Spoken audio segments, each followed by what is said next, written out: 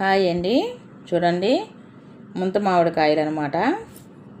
So ఇవి చూడండి pink colour అనమాట. రెండు రకాలు ఉంటాయి, ఎల్లో కలర్ అలాగే పింక్ కలర్ అనమాట. సో చూడండి ఇవి పింక్ కలరు అంటే బాగా మగ్గినాయి అనమాట. ఇక్కడ ఏంటంటే ముంతమామిడి పప్పు ఉంటుంది అనమాట.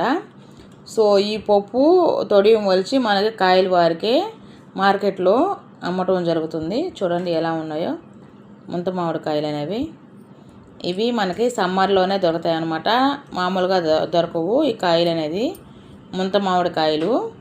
అలాగే ఇవి పచ్చివి ముంత మామిడికాయలు అనమాట. ఇవి మనకు రెండు రకాలు, ఎల్లో కలరు అలాగే పింకు అలాగే గ్రీన్ అనమాట.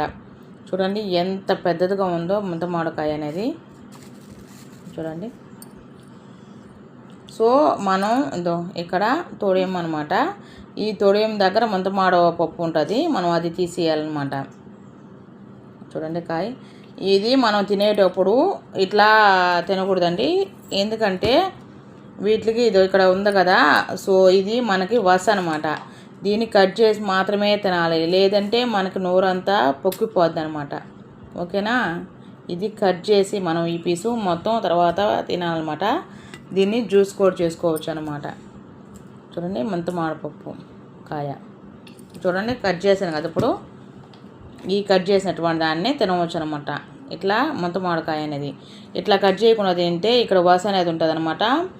మనకి తినేటప్పుడు అట్లా ఫేస్ మీద పడితే మనకి పొక్కులు అనేది లేస్తుంది అనమాట. ఓకేనా, ఇట్లా కట్ చేసుకొని తినాలా, లేదంటే జ్యూస్ చేసుకొని షుగర్ వేసుకొని తింటే చాలా మంచిదండి హెల్త్కి ముంత మామిడికాయ అనేది. Thank you. నెక్స్ట్ వీడియోలోకి వెళ్దాం. బాయ్.